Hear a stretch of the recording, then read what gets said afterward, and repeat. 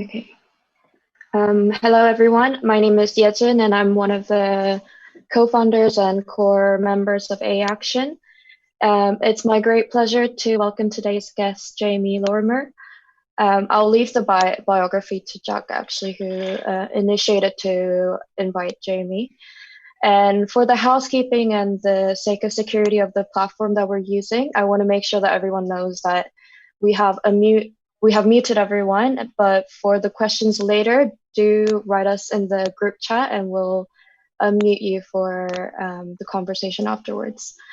So I guess before we start, I think it is important that I address what's happening in the United States, as we have this kind of public moment where we discuss what needs to happen from now for the future, our future.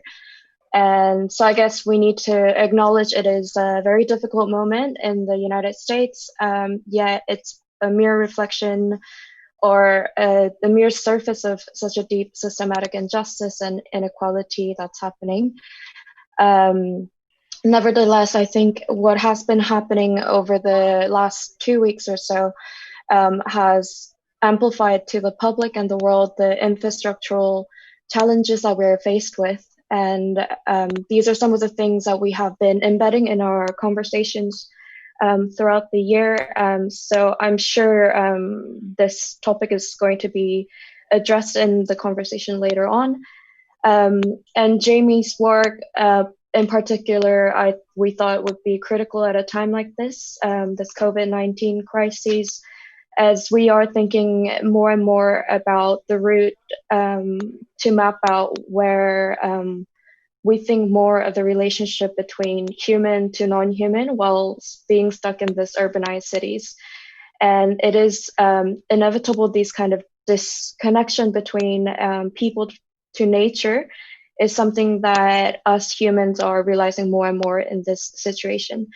So thank you so much, Jamie, for joining us. And I'll pass it on to Jack to give us a brief introduction and biography of Jamie.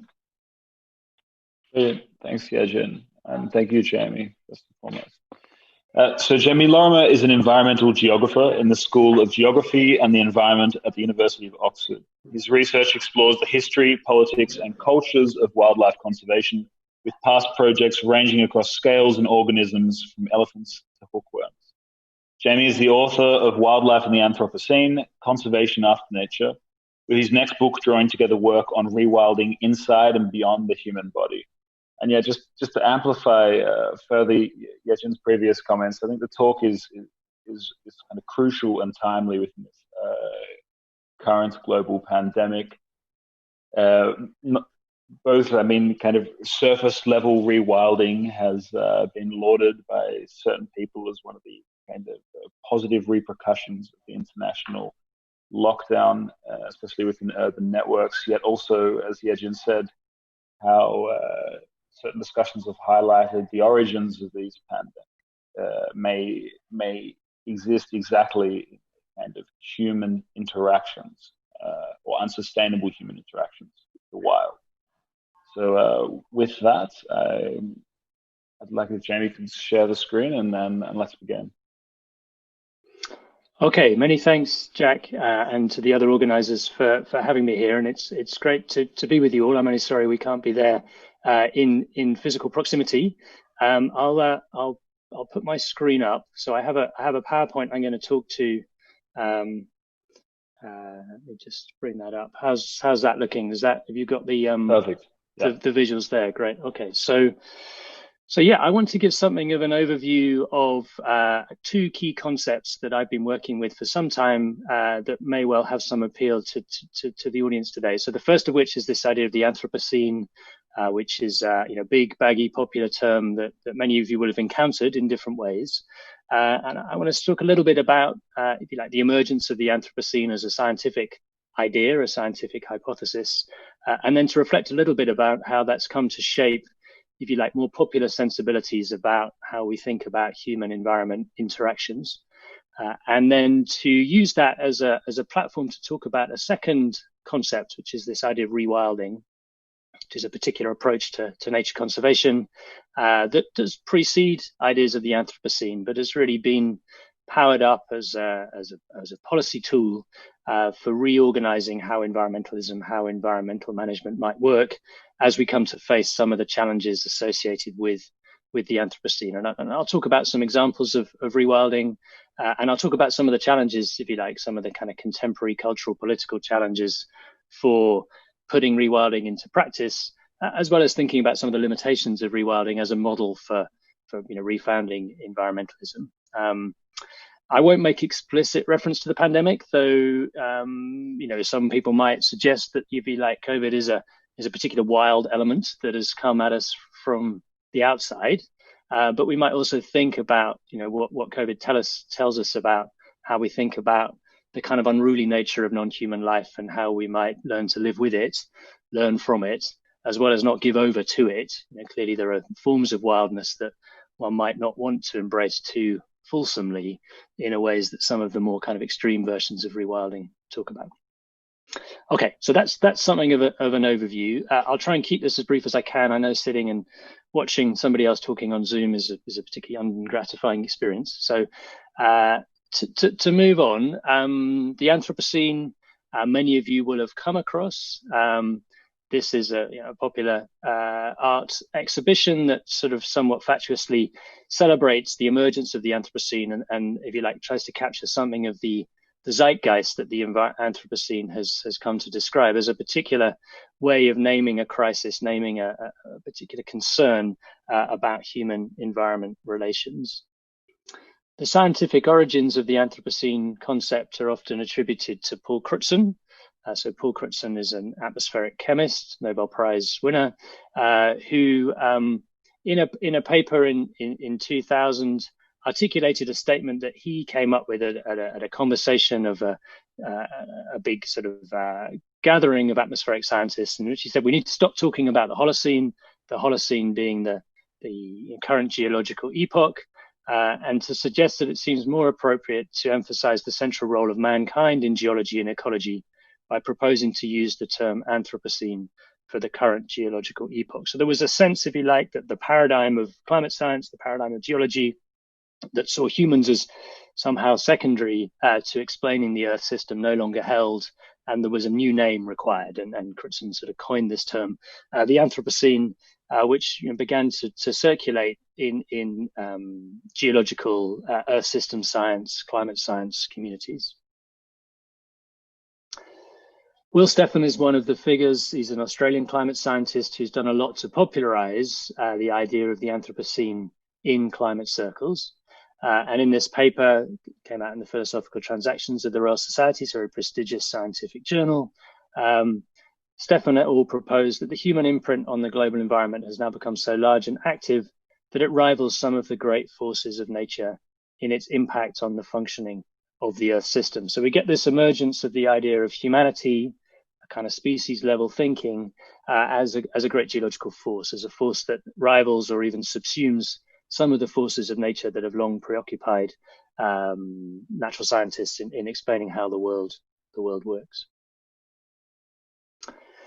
So the Anthropocene is a claim that there is a new epoch that's come into existence by virtue of the magnitude of human impact. So this is a cartoon diagram that shows how geologists think about time. So they divide time up into different intervals, and the epoch being akin to the Holocene and the Pleistocene and the Pliocene there. So for the Oxford English Dictionary, so the Anthropocene has become mainstream enough that it now has an entry in the dictionary. The Anthropocene is defined as the epoch of geological time during which human activity is considered to be the dominant influence on the environment, climate, and ecology of the Earth. In technical jargon, it's a formal chronostratigraphic unit with a base which has been tentatively defined as the mid-20th century. Okay, so geologists need to have a particular point in time, a very definitive point in time, in which they can mark the beginning of one epoch and the end of a previous epoch. And as it stands, the working evidence base for that, which has been proposed by the geologists who are charged with making this decision, are the nuclear tests that were carried out in the Second World War, which you can imagine threw up a load of radioactive material into the atmosphere that then distributed around the Earth and came down and would show up consistently in the strata, so in the sedimented layers that are laid down across the Earth. That if you could imagine a sort of future extraterrestrial geologist coming back to Earth in 1 million years' time, would be there as the definitive marker of a shift that would have occurred from one epoch to another. So it's quite a precise term, if you like, that's associated with this idea of epochs that characterize the history of the planet. One of the things that the Anthropocene has done is also popularize a particular scientific discipline, Earth system science, which develops these ways of understanding, if you like, the planetary conditions that are conducive to human survival. So one of the concepts associated with the Anthropocene is this idea of planetary boundaries, some way of quantifying the magnitude of human impacts that the planet could sustain and still maintain conditions conducive to human life. Okay, so Johan Rockstrom and others in the late 2000s published this piece calculating 8 different planetary boundaries and looking at the degree to which humans had exceeded them. And we're used to thinking about planetary boundaries around atmospheric concentrations of CO2, the idea of 2 degrees, that we might maintain atmospheric concentrations of greenhouse gases, particularly CO2, at a certain concentration that would keep us within that planetary boundary. So this, if you like, operationalizes the idea of an Earth system that is calculable and could be managed to sustain conditions that are conducive to human survival. So we have in some ways a quite grand vision of a planet that could be known and managed and tweaked, if you like, to maintain boundaries for human survival. Earth system science is premised on systems thinking and on a version of systems thinking that understands change as nonlinear. So there are particular thresholds within the Earth system, or what are called tipping points, that if we go beyond them could have nonlinear consequences. So we could have kind of cascading implications in which the Earth tips from one planetary condition to another. And these are a couple of diagrams taken from fairly recent scientific papers that try and both name the tipping points or name the kind of key components of the Earth system that would have the ability to change the planet, and to think about their interlinkages and to think about the degree to which the Earth system might unravel or at least shift into a new state that would be very different from the Holocene, that would be the new conditions of the Anthropocene. Another way of visualizing that are a couple of diagrams shown here. The one on the left is something of a time series, if you like. If you imagine the Earth as that marble that's rolling down this landscape, and the rolling down the landscape is time, there are particular points in the near future in which the Earth can be brought back onto a future trajectory that maintains some of the conditions of the Holocene, or that we might see a tipping point, this planetary threshold, if you like, that sort of dotted line in which the Earth will move over a threshold into the hothouse Earth. So this is a way of, I guess, popularizing Earth system science for policymakers to make them aware of the degree to which action needs to happen soon in order to maintain the planet within particular desirable planetary conditions. The diagram on the left, so the blue circle is the, I guess, historic cycle of glacial interglacial periods that the planet has been through over different frequencies, but that we'd move between cold and warmer periods. What we see sketched out on the red curve in the top right of the diagram is this trajectory towards hothouse Earth, which is shown on the figure on the left. So there's this sort of alarming trajectory in which the Earth tips out of the Holocene and moves towards the Anthropocene. The stabilized Earth, the sort of smaller circle in the top right, is a kind of optimistic projection that if we stay within 2 degrees, we can keep the Earth within conditions not too dissimilar to the Holocene, such that life can continue in the ways that human civilization has flourished over the last 10,000 years. So different visualizations, if you like, different ways of thinking about the Earth as a system that is precarious, that has tipping points, but also a system that can be known and worked with to secure particular desirable futures for the planet and for humanity. Okay, so we get this sort of headline idea that in the Anthropocene, time is out of joint. Okay, so Earth systems are changing at unprecedented speeds. Scientists talk about a coming rupture in the Earth system as the planet passes into a new state, so moves out of the Holocene into the Anthropocene. But at the same time, there's a great deal of speculation associated with this science, if you like. So, you know, the diagnosis of the Anthropocene rests on the idea that there will be a fossil record that's laid down, which will be detectable in a million years' time. The fossils that geologists would require to diagnose the Anthropocene don't exist because fossils take a long time to arrive. So there's a kind of speculative act of science fiction associated with the science of the Anthropocene, which is novel and lends itself to all sorts of interesting intersections between fiction and science and creative practice and science, and in some ways I think accounts for why the Anthropocene has become such a rich cultural phenomenon, is because it has this degree of speculation, it has this degree of uncertainty, it intersects with a kind of tradition of science fiction thinking. Yeah. But nonetheless, the Anthropocene has come to name the current zeitgeist of ecological unease, if you like. Whether or not the geologists decide that it works, the genie is out the bottle. The term is in popular circulation such that we can claim we're in the Anthropocene as a way of thinking about our relationships to the Earth at large. Okay, so that's something of a background to the Anthropocene, and I guess why we might be interested in the Anthropocene as scholars, as people interested in design, in architecture, and environmental management. In the two books that I've written, I've focused more explicitly on what the Anthropocene means for managing life. Particularly in the first book, Wildlife in the Anthropocene, was about nature conservation, what happens to conservation in the Anthropocene. And then my other book, which is coming out later this year, is interested in a more general way in which different policy domains have been responding to the diagnosis of the Anthropocene and the rise of what I'm calling a probiotic approach to managing life, in which policymakers, scientists, managers are trying to use life to manage life. So using particular components of an ecological system, keystone species, if you like wolves, to manage the dynamics of an ecology to secure desired ecological properties. And I'll say a bit more about that as it follows. But I guess the headline story here is that the diagnosis of the Anthropocene brings to an end a particular understanding of nature, a particular Western understanding of nature, that holds nature as something separate from and different to society, and a binary ontology, a binary understanding of the world, in which nature is out there, often mapped onto wilderness areas, mapped onto the countryside, and the job of conservation is to secure those areas, prevent them changing, prevent people going in them, or prevent people damaging them. And as long as those places stay the same, life is secure. And the Anthropocene produces quite a profound challenge to that. If the world is shaped by humans, there is no nature left, if you like. And this was an argument that Bill McKibben made in his book back at the end of the 1980s, talking about climate change. But it's taken some time to travel through into environmentalism at large.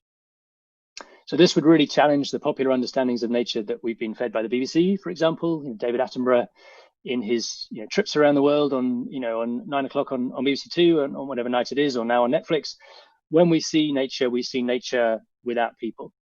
Attenborough takes us to Africa, and Africa is somehow an unpopulated place, or the people who feature might be somehow naturalized and folded into the landscape. So there's a kind of idea of nature which is purified, and it's natural by virtue of the fact it doesn't change very much, and it's not marked by human activities.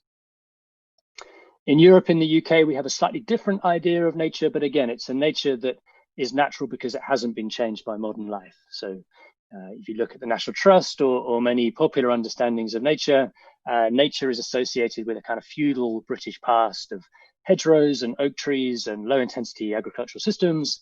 And it's agriculture and modernity that alienates us from nature, and conservation is about resetting environmental management back to some imagined baseline, in the kind of period of Downton Abbey in the kind of, end of the 19th century or so. And there's a set of kind of social values associated with that. But instead now, in the context of the science of climate change, we hear much more about what ecologists describe as novel ecosystems. So these are ecosystems that don't have a historical analog. They have come about by virtue of human impacts, and whether those impacts are climate change, the magnitude of human land use, and the ways in which we've reconfigured Earth systems, or the redistribution of life associated with globalization, agriculture, transportation, logistics, this great proliferation of life that's taken place as a consequence of human travel and human magnitude. So we get a different understanding of the nature of life in the Anthropocene that's captured, for example, in work by people like Earl Ellis, who has this concept of anthromes. So this is a diagram produced by Ellis and his collaborators, in which we have a continuum of forms of life sketched out on the top there between the wild and the used, and the novel is the blue sort of wedge that decreases from the left to the right. And Ellis is trying to capture the nature of the planet in the Anthropocene, and he offers this typology of anthromes that are, in some ways, a more nuanced way of thinking about which are the more or less desirable parts of the planet, rather than having this simple nature-culture binary that informed a lot of traditional wilderness conservation. Others talk about novel ecosystems, anthromes. There's a range of different terms that ecologists are working with, but we have quite a profound challenge to the underlying ontology, if you like, the underlying theory of what life is, associated with this challenge to the binary separation between nature and society. Okay, so that's something about the Anthropocene, something about the way in which it's come to inflect and challenge popular modern Western ideas of nature. I want to turn now for the remainder of the talk to think through rewilding in the context of these wider discussions. Okay, so some of you will have come across rewilding. It's been popularized recently in the last 10 years, in particular through two books, quite contrasting books. One written by George Monbiot, who's a Guardian commentator, and the other written by Isabella Tree, who is a large landowner, runs the Knepp Wildland Estate down in Sussex in the UK. For Monbiot, rewilding is very much a transformative political project associated with land reform and engaging people with nature. Isabella Tree tells more of the Daily Telegraph story of rewilding, which is about how established landowners can repurpose their land for ecological purposes, but sort of draw down tourist value and wild value. But nonetheless, these have been bestsellers. Both of them have been sort of Radio 4 book at bedtime.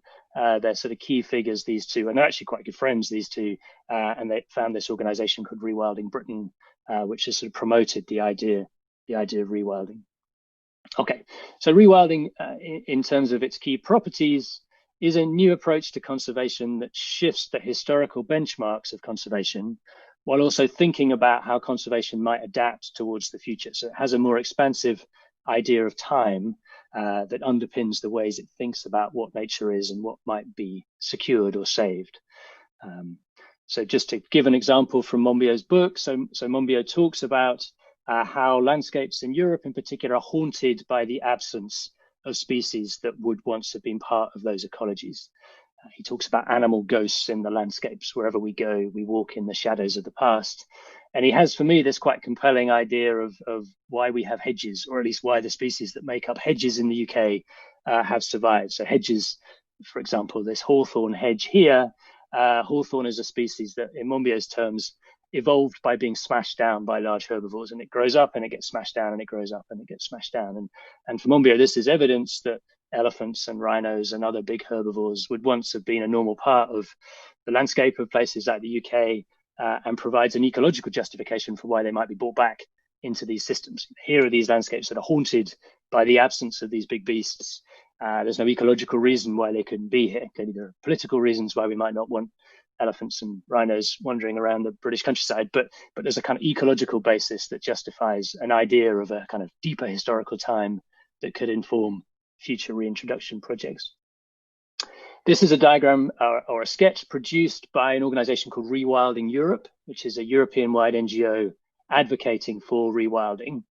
And for me, it nicely captures a couple of things. So one is a kind of deep historical timeline that runs through this diagram. So if you imagine it as a timeline that begins, I guess, before the agricultural revolution, before the advent of the Holocene, and we see the rise of agriculture and the unraveling of this tightly coupled, almost kind of DNA strand through the rise of intensive agriculture and the kind of loss of species and the loss of functionality in the landscape.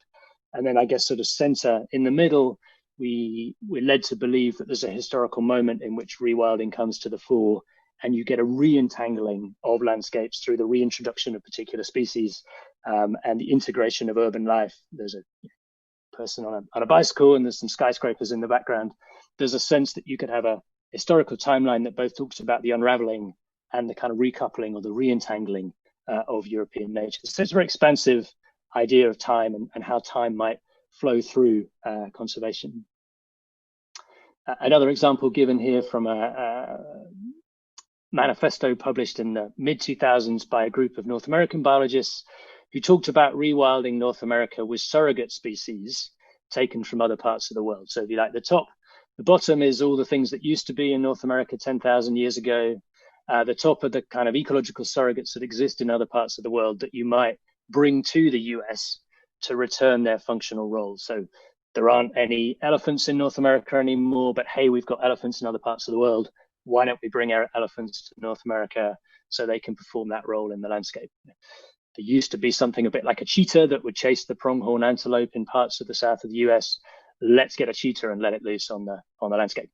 There's all sorts of ecological issues with that, but it provides a very grand vision for how you could begin to engineer or redistribute life in order to deliver particular desired functions and services on the landscape.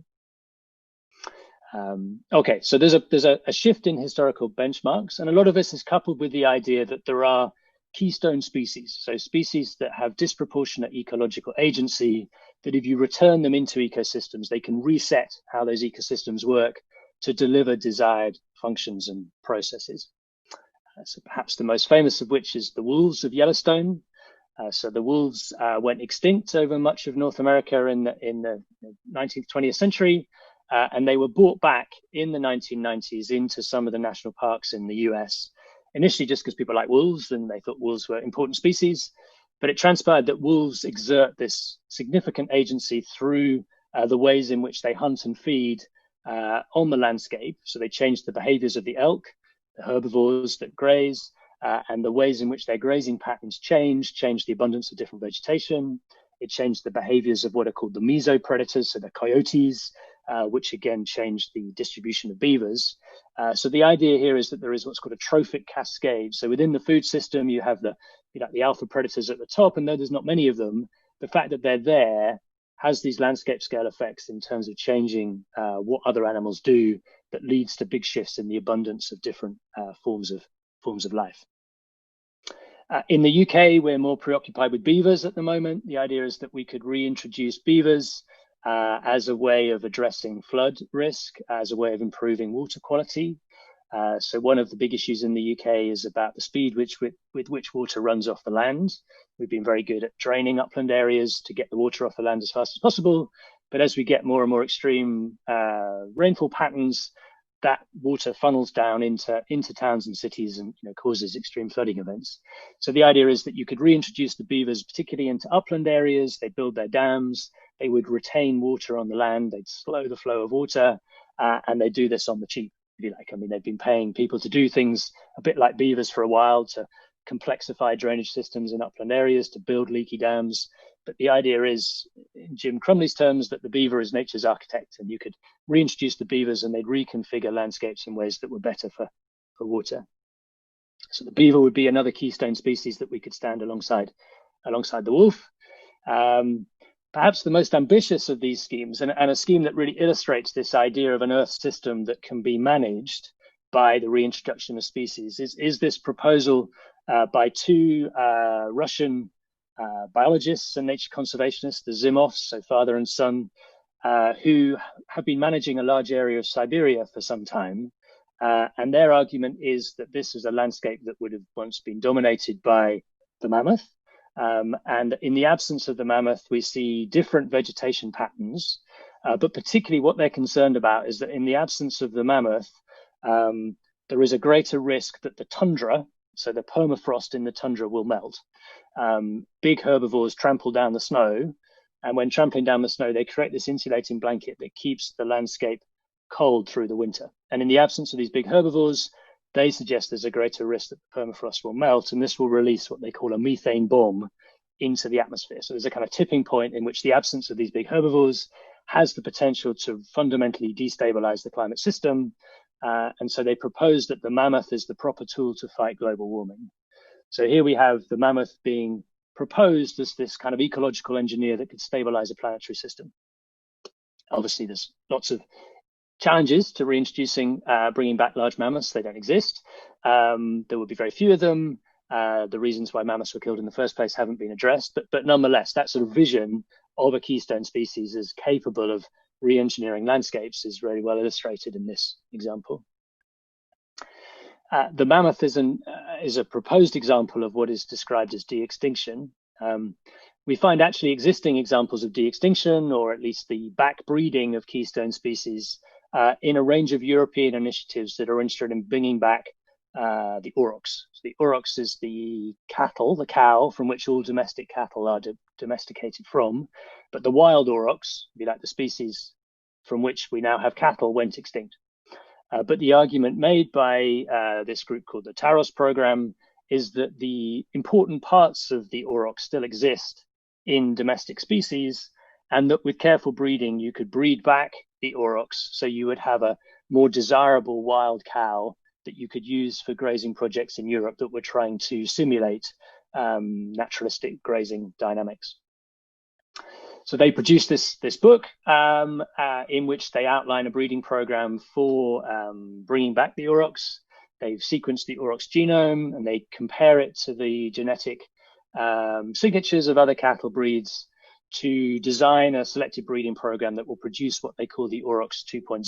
So this is, if you like, the ideal ecological engineer that could be put back into temperate areas of Europe that will deliver biodiversity, that will deliver desired ecosystem functions. And the interesting thing here is that the aurochs 2.0 doesn't necessarily have to be exactly like the past aurochs. It needs to, if you like, perform similar functions in the landscape. And they're also open to the idea that it could look different in different parts of Europe because people have different ideas about what cow looks like in different parts of Europe, but also that it needs to be compatible with dogs and other people you might meet in nature reserves. It doesn't need to be quite as ferocious, for example, as the aurochs was historically. So there's a kind of engineering logic that runs through this alongside an idea that we could get back to some kind of naturalistic idea of the functional role that these animals played in the landscape. Okay, so that would be a second key dimension of rewilding. So this big focus on keystone species. The third of which is a different set of ideas about what the role of humans might be in facilitating rewilding. So many of those projects I've just described are very much human designed, human engineered initiatives. But there's also a sense to which rewilding is about giving some autonomy to ecological systems. It's about the kind of passive abandonment of land, either deliberately or inadvertently, that gives space for ecological systems to flourish in certain ways.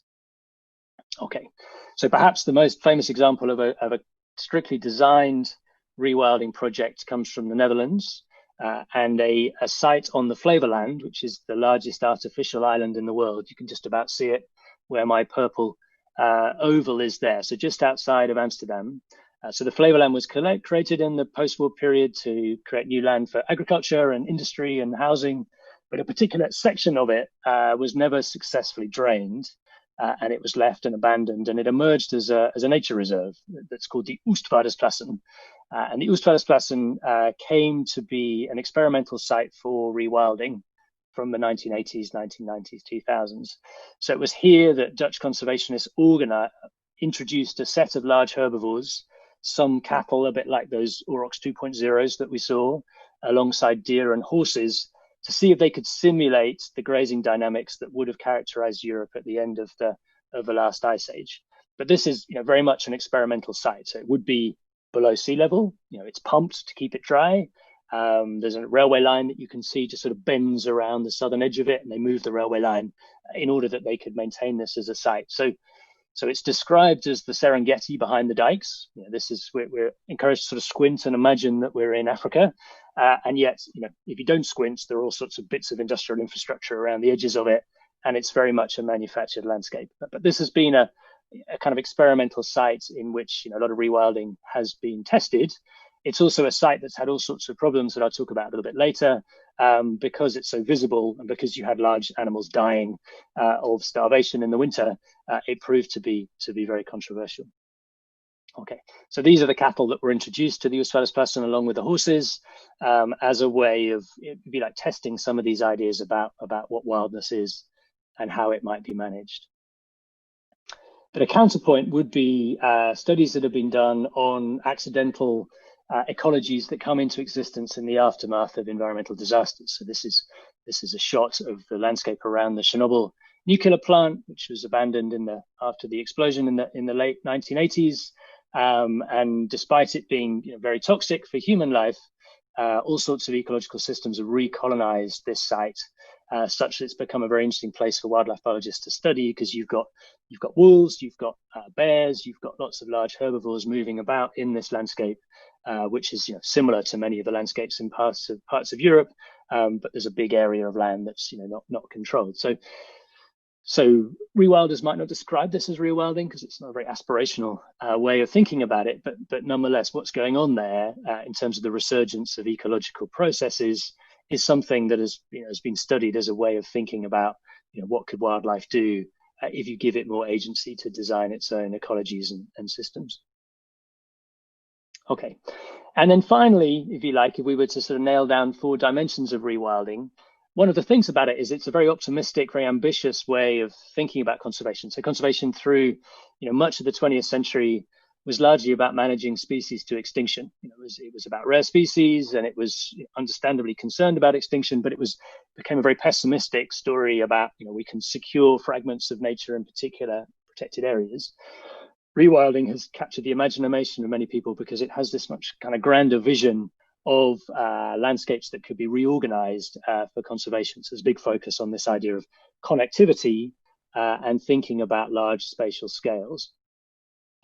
So again, Rewilding Europe, just to pick up on some of their visualizations, produced this map of what they think a future of Europe might look like.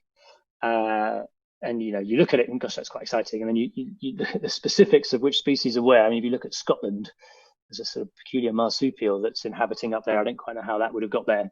And there's clearly not many people living on this landscape, but that an organization could have the kind of hubris to produce that kind of vision tells us something about the optimism in some conservation circles as to what the future might be like. And one of the key drivers that they're excited about, and I'll say a bit more about this in a minute, is large-scale land abandonment that's taking place in many marginal agricultural areas of Europe and North America. So there are big areas of land becoming available for wildlife because there's less farming taking place in these sites. The Dutch have really pioneered this idea of connectivity. This is a map of the Netherlands that tries to think about ecological networks, tries to think about what the Dutch call the ecological hoofdstructure, which is the sort of ecological main structure that you could engineer into the landscape, a set of ecological networks that would facilitate the dispersion and movement of organisms across space. And they build these eco-ducts. So this is, picture bottom left is a bridge that's built just for wildlife. So it's a corridor space that enables wildlife to move through the landscape. And the Dutch have really pioneered this idea that you might think about non-human mobilities, you might think about animal mobilities in order to enable and facilitate the movement of life across the landscape. Clearly, as we've learned with the pandemic, and we're learning with all sorts of invasive species, mobility facilitation is a double-edged sword. There's some things you want to move through a landscape, and there's other things you don't want to move through a landscape. The wild boar in Europe really illustrate this challenge. On the one hand, wild boar are really exciting ecological beings. They cause all sorts of disturbances that are good for wildlife, but they've also become understood to be vectors of particular animal diseases that might threaten the intensive pig industry. So there's this sort of tension within a kind of celebration of mobility, celebration of connectivity for things like wolves or things like beavers or species that might be good for nature, with the sort of biosecurity risks that these animals might damage property or they might spread disease. But nonetheless, there's a very different geographical imagination, a very different vision to this as to what wildlife might look like, or at least how wildlife might move in the Anthropocene. Okay, so those are sort of 4 key characteristics of rewilding, if you like. And then just at the end, I just want to reflect, if you like, a little bit on the social context that's made possible this enthusiasm for rewilding and some of the obstacles that might face it. So the first of which, to circle back to the discussion of the Anthropocene, is if you like, a new ecological age that's come about with a new generation discovering environmentalism, a strong environmental zeitgeist that's built popular support for environmental initiatives, particularly around climate change. Biodiversity had sort of dropped down the kind of political radar, but nonetheless, it sort of has sort of secondary benefits.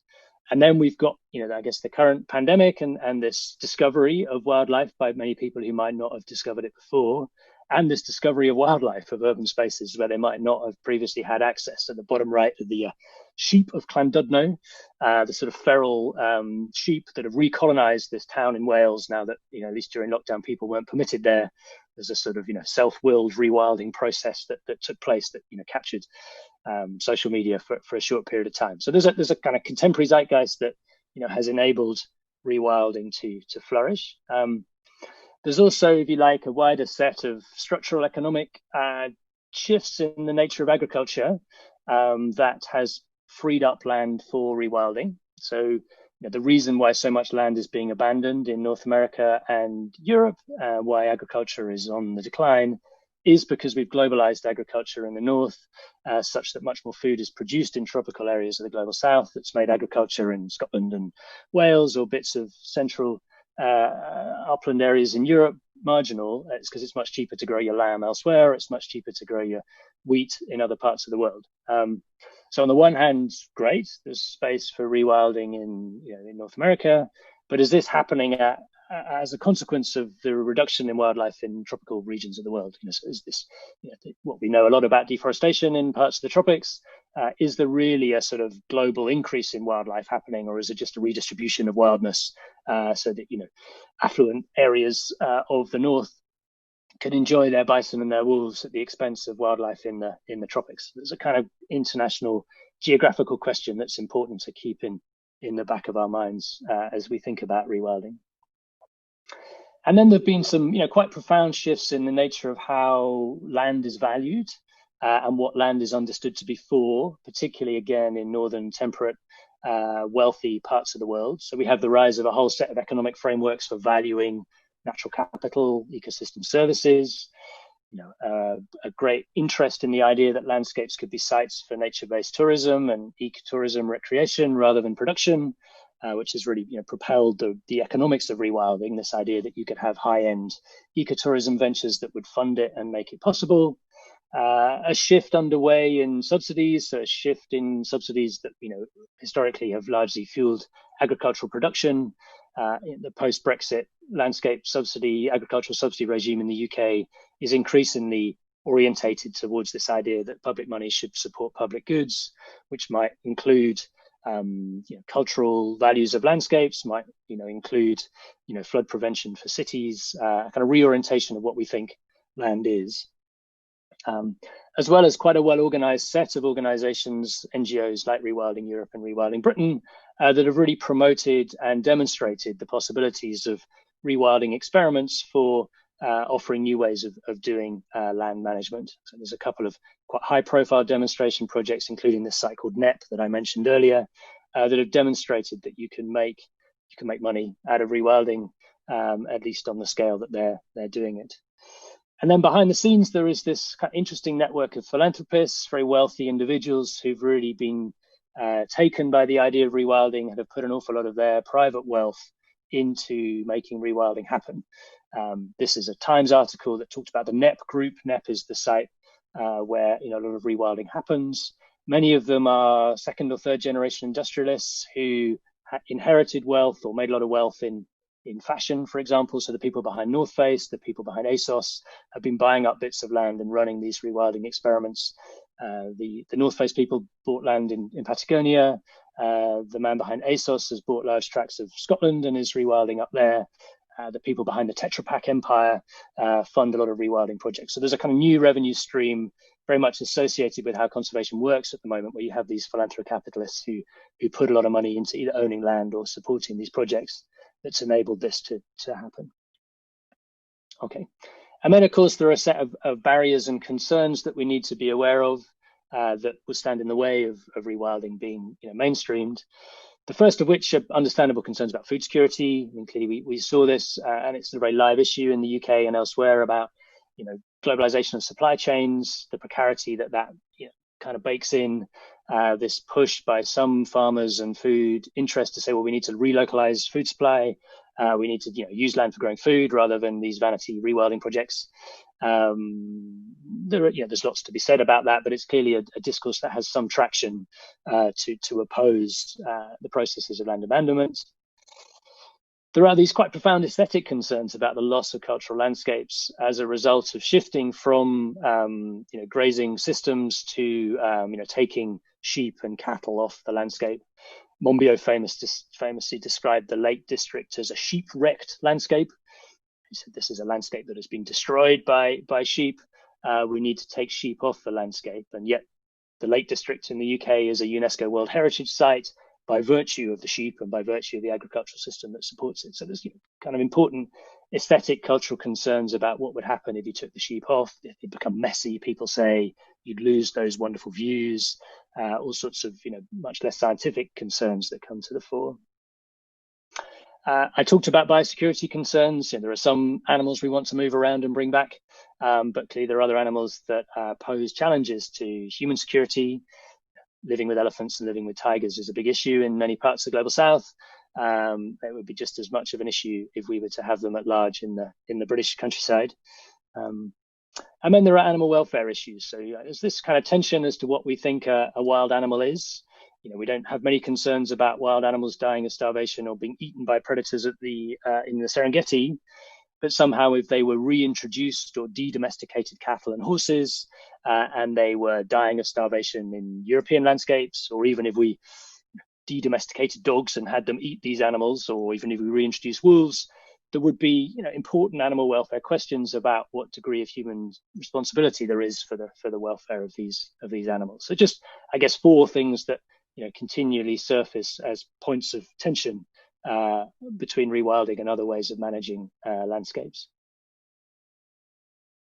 Okay, so just to conclude then, to sort of circle out, back to some of the themes that we began with. So the Anthropocene is a scientific claim, but it also names this contemporary zeitgeist, this contemporary sense that time is out of joint. We're in a new epoch. There is this real risk that the Earth is going to tip out of the planetary conditions that enabled human survival.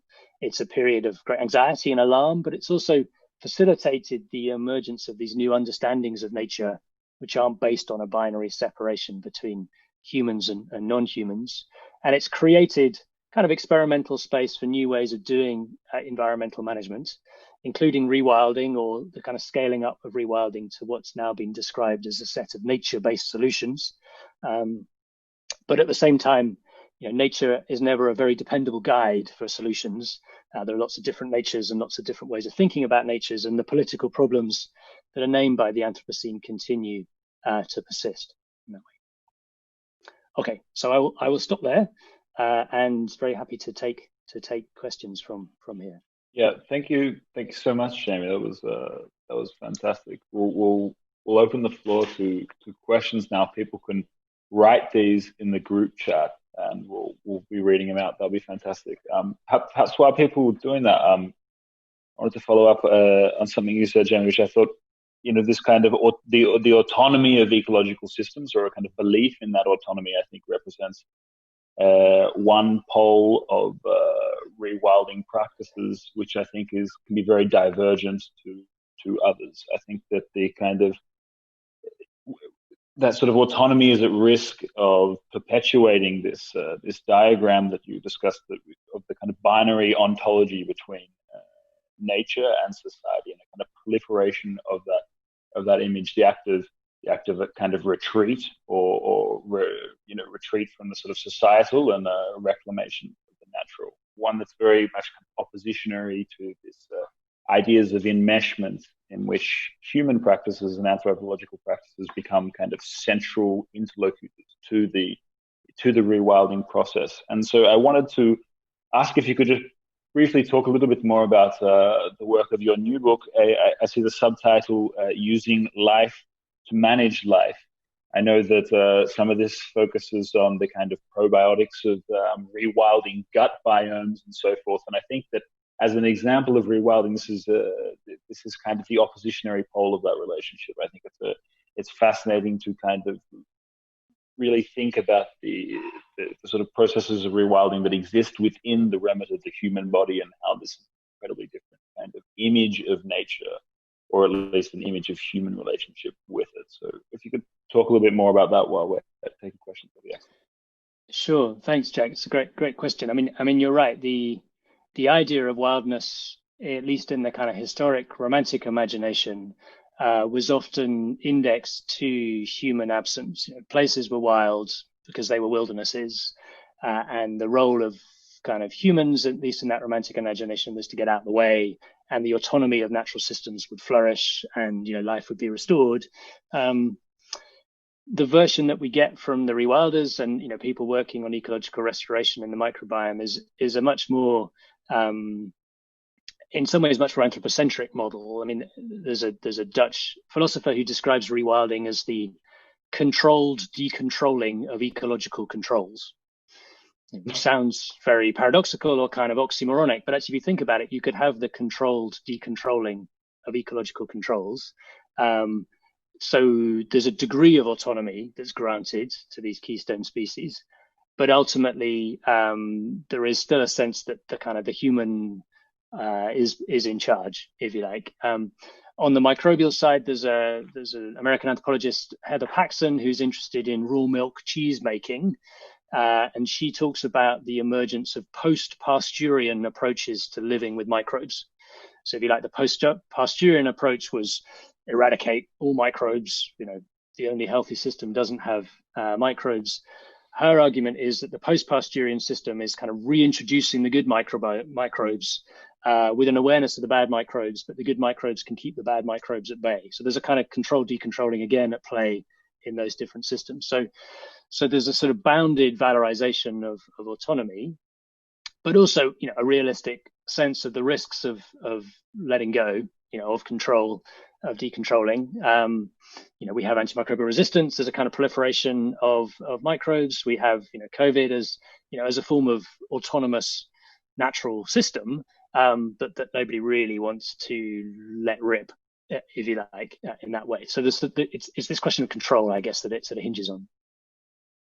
Yeah, just to follow that quickly, without asking too much of a polemic question. I mean, how do you feel the current situation in relation to the COVID crisis will affect attitudes towards rewilding as a whole? I mean, do you think that it's something that will perhaps boost a perceived importance of this in a sort of policy-making sense, or do you think that it's kind of do you think this sort of insurgence of a wild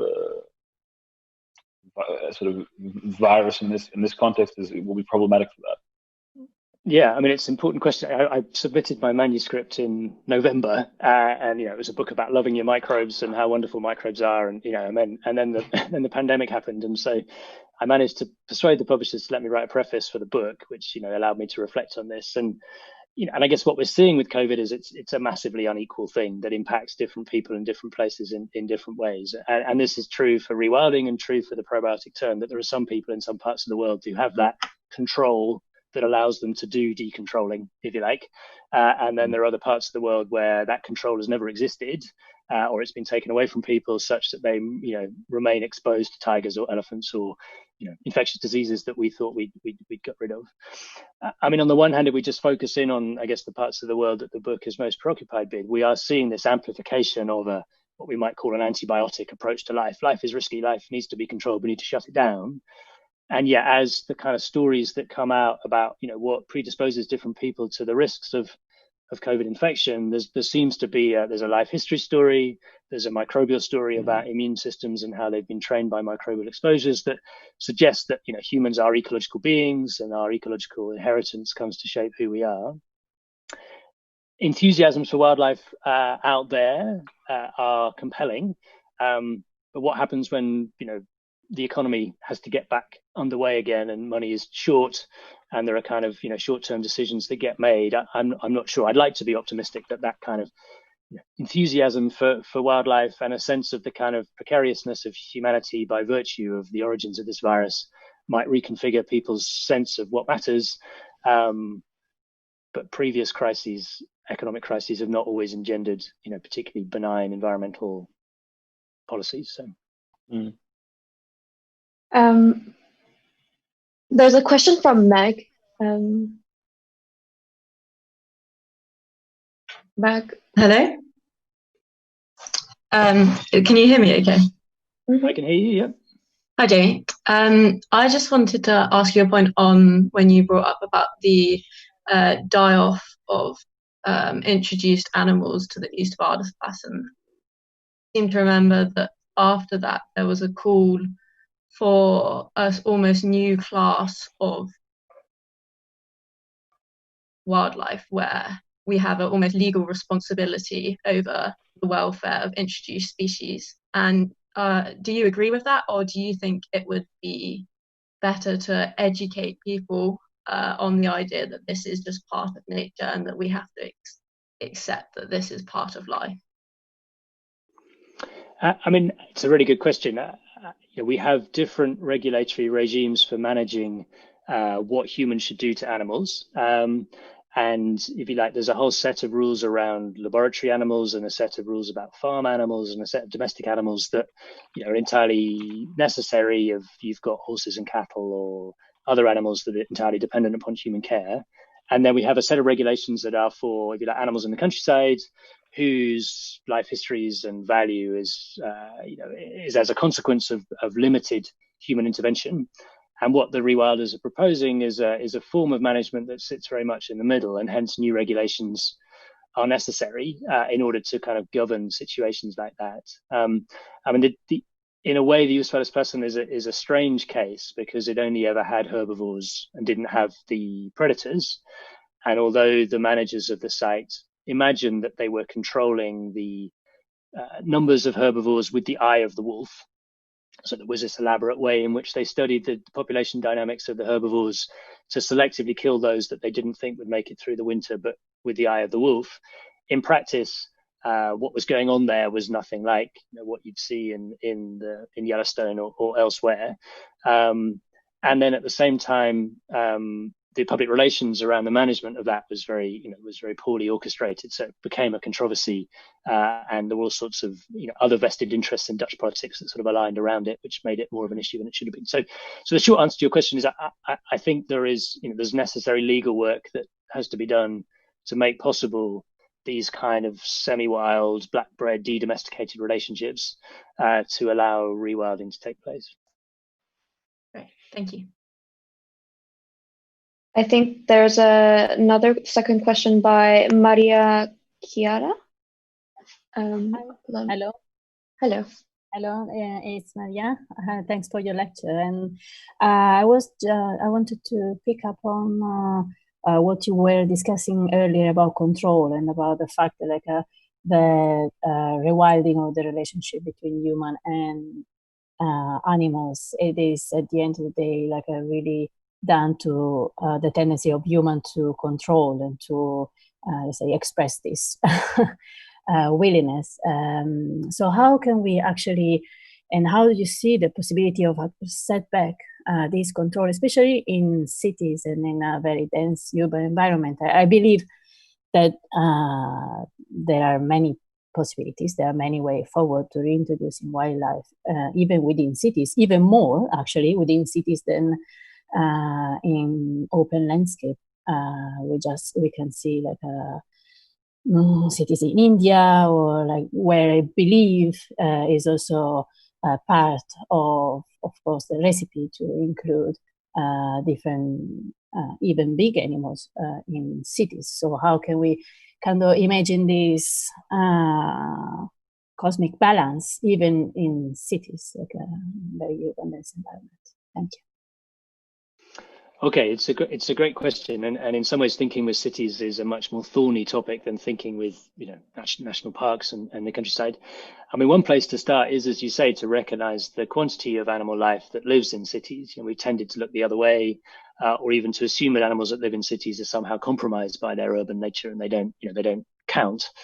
there's been a reappraisal, I think, of the quantity and the quality of animal life that lives in cities. And once you start to notice it, you can start to, nurture it.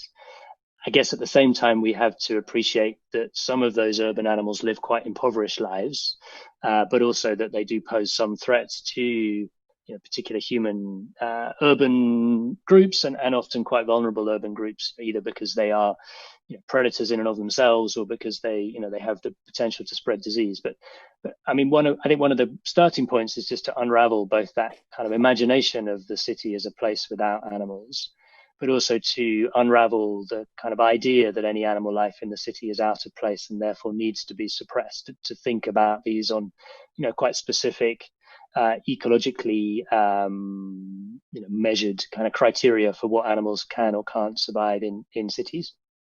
Foxes in the UK would be a great example. There's many more foxes that live in cities in the UK now than in the countryside, and you get occasional hysteria about foxes eating babies, but by and large, foxes and humans seem to coexist very well without causing any great threats to life, in ways that in the early days people were terrified that this is going to lead to some kind of either disease or property related apocalypse. So yeah. Thank you. I think do we have time for another question, or you want to? Yeah, Jen? No, go ahead. Yeah. Thank you, Jamie, for the lecture. I found it fascinating, this idea of using life to manage life. And while I very much enjoyed the part where you were talking about animals being an important key part of rewilding and management, I wanted to ask you about also specific types of vegetation in rewilding practices as well, especially riparian vegetations or any types of mud flats or wetlands, or where do you see the line is between leaving the nature to heal itself and forming a line of practice for that matter?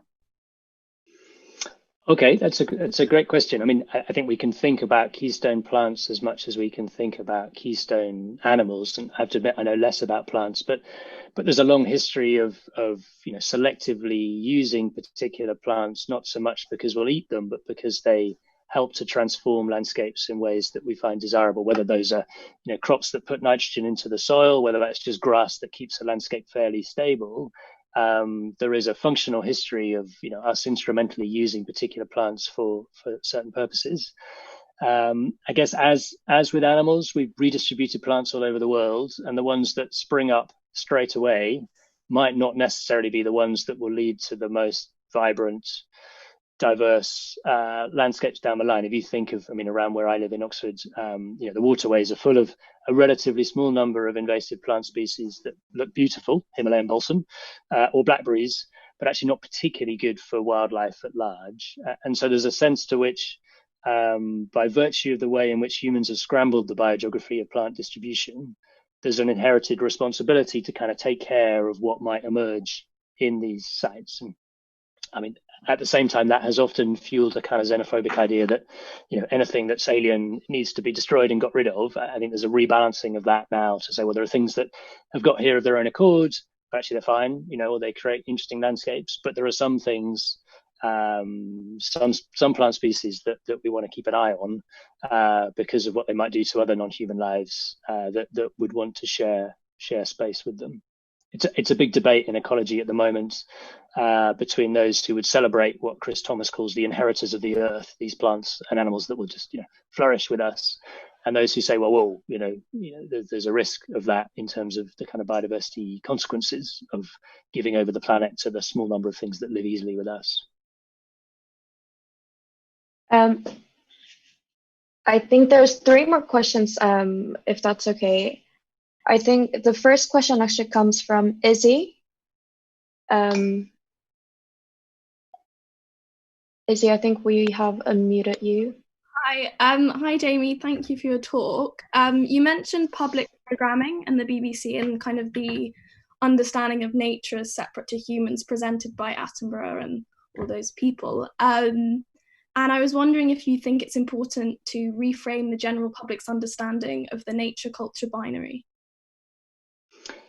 Thanks, Izzy. It's a great question. And I mean, a bit unfair, I guess, on the BBC. I mean, this was a criticism that could legitimately be made of them through the 90s and the early 2000s. Of late, their programming has become a little bit more generous to urban life. And there was a 3-part series that went out, I think, on BBC Two last year called Cities, Nature's New Wilds. And so, if you like, on the margins of the BBC programming, there's quite a lot going on. And actually, then if you think through things like the sort of Spring Watch, the sort of more sort of public engagement elements of the BBC program, often that's about people's gardens. So they'll kind of celebrate suburban natures. But the idea that there are kind of vibrant ecologies to be found in the scruffy brownfield sites and bomb sites and all the rest of it, the UK, is still kind of marginal as a programming interest, and still something that kind of rubs up against, if you like, a certain idea in middle class Britain of where nature is and what nature ought to be, and if you like, a certain sort of normative idea of, you know, what are, you know, sites that one would go if one wanted to have a wholesome natural experience. You know, you'd go out to the countryside, you'd go to a National Trust property, you wouldn't go to the, you know, the back of Tesco's and have a look at the interesting kind of invertebrate life that's living amongst the abandoned supermarket trolleys, let's say. And yet, arguably, you'd find as much interesting life there as you would in some manicured Downton Abbey type property in the countryside. I think lastly that because the video is being streamed on YouTube, there's actually a quick question from YouTube that I'll just read out. It says, you spoke a lot about the problems with reintroducing certain species. Do you think we can morally distill the species that we need for rewilding to their ecological contribution? Yeah. It's a great question. I mean, the short answer is no. I think that would be, it would on the one hand only save, if you like, a very small subset of species. It would be incredibly hubristic to think that humans have that right or even that ability to predict what we need. I guess what's interesting is it changes the focus of conservation, which for a long time has been about rarity or this quite elusive idea of charismatic species. So in the first book, I talk a lot about this idea of non-human charisma, what it is that makes certain species more charismatic than others, why it is that we love the panda so much. And, you know, the criteria for valuing life around charisma is another, if you like, very narrow way of drawing up what gets in the arc than others. So if you could couple charisma with ecological value, you expand it a little bit more. There's all sorts of ugly, invisible, useless things that we should still want to have a place for on the planet. But become harder to sort of develop economic functional logics for targeting their conservation.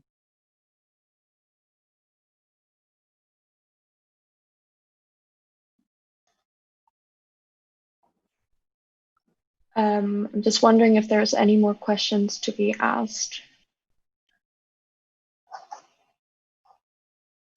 I think we're okay. Yeah.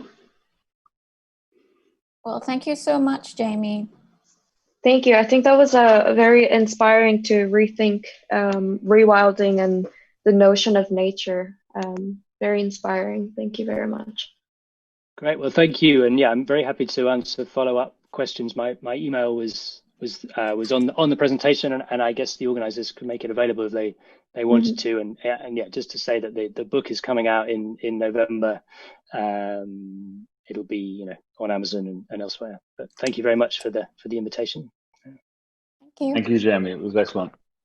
Thank you. Okay, brilliant.